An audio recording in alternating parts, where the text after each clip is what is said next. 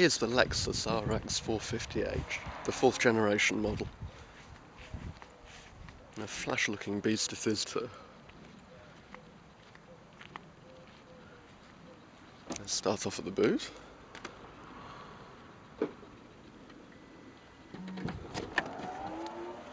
Makes life easy.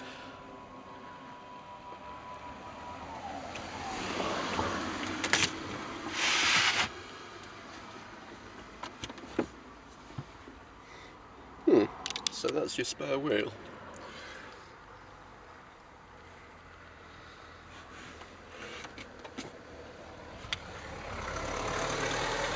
Handy to have these buttons for putting the seats down. Well, levers, not buttons. Look at that. And then to put the lid down.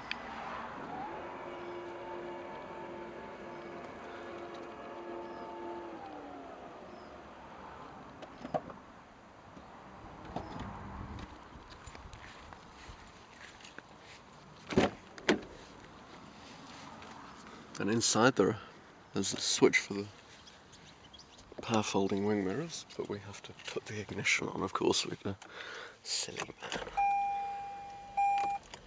So.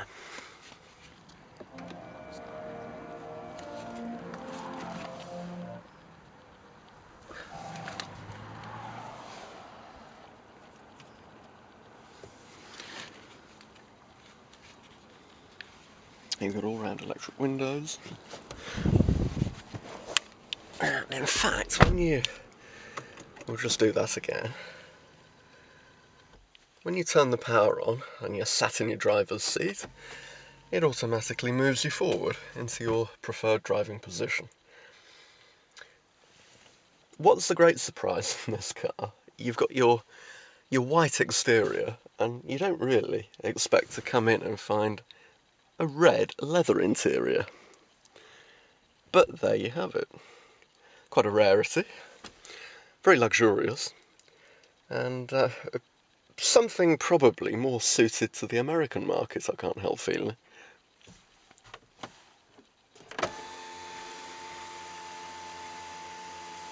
And my reason for saying that is that when you see cars over there, more often than not, they seem to have a red interior.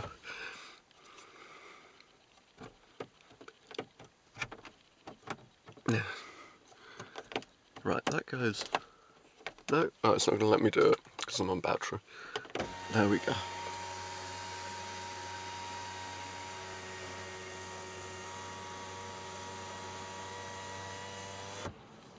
And then...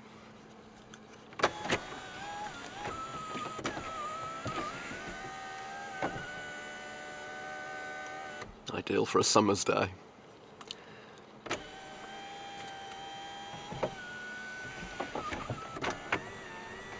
There we go.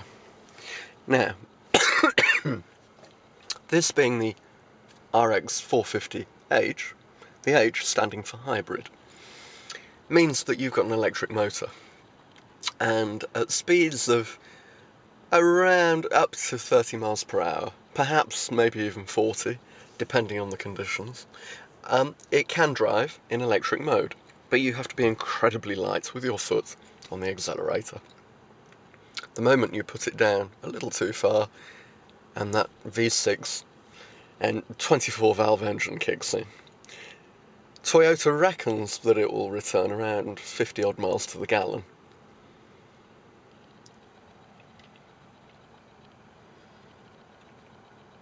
You've got a cruise control, you've got steering wheel, controls for your volume, and the radio, etc. There's your cruise control. The automatic gearbox can be driven as a manual. Just slot it down there and go like that.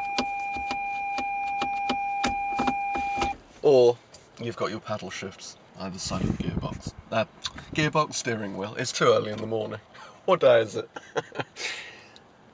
This is the life of being a motoring journalist, you see. You've got to get up early, and the brain doesn't quite engage until a little later in the day. what else have we got?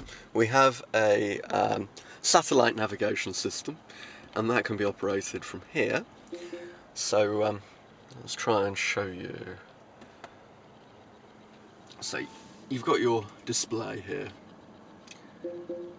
and with your little joystick you can select sat nav, and then you press enter. It gives you a map of where you are. It isn't one of the easiest systems to operate, I must say.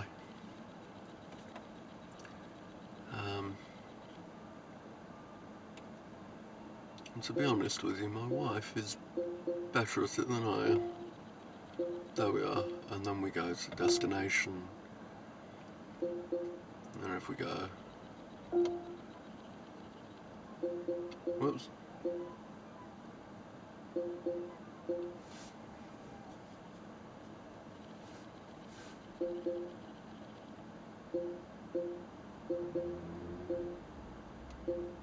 It's a bit like playing a computer game, and it does lead an impatient soul like me to become rather exasperated. But basically, in the town, you have to put your chosen destination. I'm trying to put London, but I'm failing miserably. And this could become a really boring video if I'm not careful. Anyhow, you get the idea. It does work. My wife did do it when we were in London, but my other criticism, is that it took us an hour and a half to get out of the capital because it decided to take us all around the houses, gave us a guided tour of the whole capital, which late on a Sunday night was not really what we wanted to do with 3 young children. What else have we got here?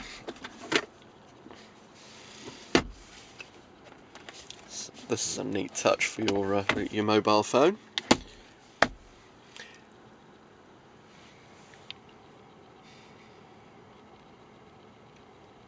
And then, of course, if you reverse, you get a very helpful camera there, which on a large vehicle like this is pretty helpful. Does make parking much easier.